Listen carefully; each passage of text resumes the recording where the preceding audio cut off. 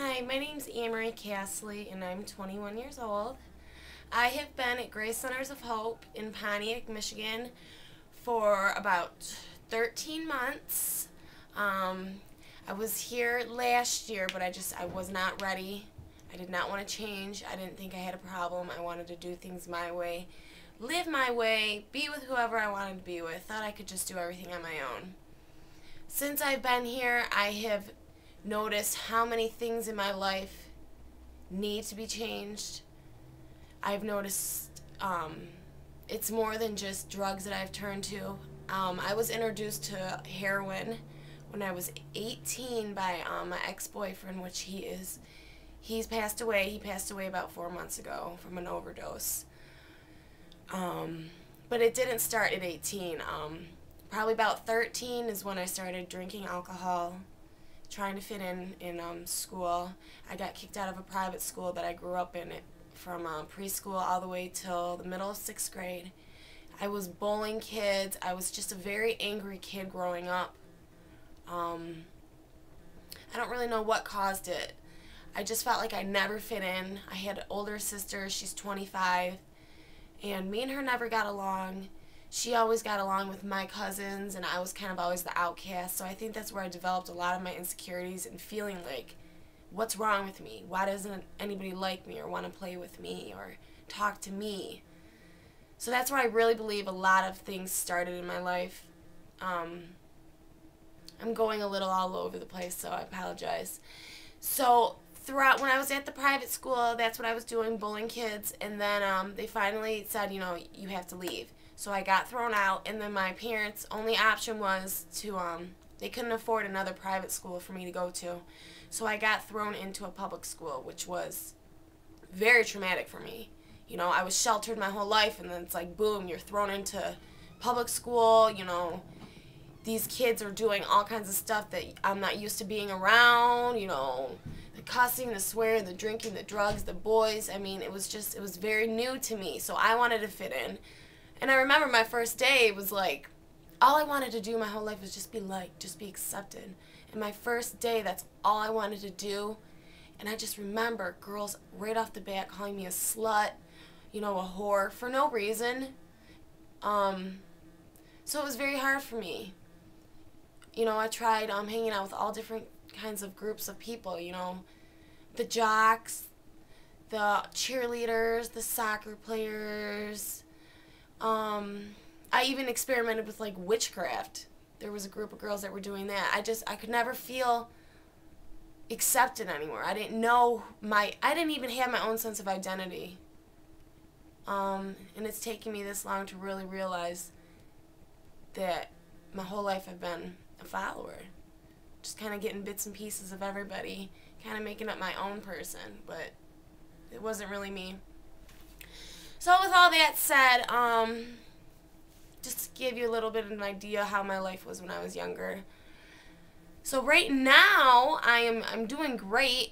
Like I said, I've been here 13 months. I've had a few setbacks, but, I believe that, it's part of recovery. A relapse is expected. You can't just say, okay, I'm going to stop doing drugs and your life's just all better. There's going to be relapses. You're going to fall back, but it's not how you fall, it's how you get back up. And I just thank God that I've grown up hearing about God. I grew up Catholic, but I never understood God. I just thought he was this man that lived up in heaven that created the world. But I didn't know that he was like my savior. He could save me. He could free me from myself and the addictions that have a hold of me. And I've learned that it's so much more than drugs with me. I struggled with eating. My eating disorder started when I was 16. I was anorexic.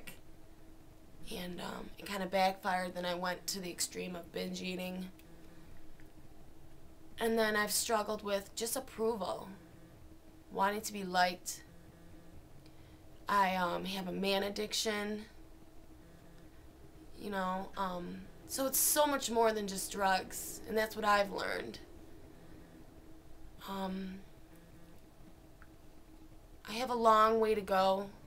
You know, this is a journey. And just because I've done 13 months here doesn't mean that I'm all better and I'm ready to go step out into the world and make it on my own. Because the second I do that, thinking I can do things on my own, I'll fall. I've learned my strengths and my weaknesses. I've learned that what I can handle and what I can't handle. Every day I'm learning more and more about myself. I'm learning to be more confident, to step out and to try new things and to not let my insecurities take over me. Because I'm the one to just give up. When things get hard, walk away. Or when things seem hard, don't even try them. Stay away. But God has given me so much confidence, and He's showing me, if I just trust Him, that I can do everything. And I'm really excited to see where my life's going to go.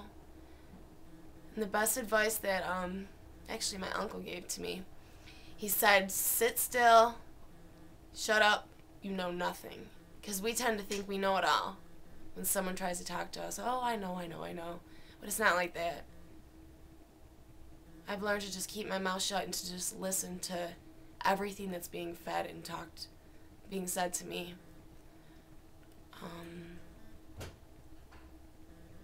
I just know if I keep being obedient and following God and not trying to do things my way, that all my desires and my dreams, He's gonna make them all happen. And I'm excited. Things are great. I feel good. You know, I'm full of life now. Today I can smile. Today I can walk in a room and not feel so insecure. I still feel insecure sometimes, but it doesn't completely take over me like how it used to. So I want to thank my Lord, and if it wasn't for Grace Centers of Hope, I don't even know where I would be. I have no idea. All I know is that I used to think this is my life. Life sucks. This is the rest of my life. I didn't see another side to anything. I just thought this is how it is. Make the best out of it. So today I do have hope, and today I'm excited. So I thank you. I don't know if that even made any sense.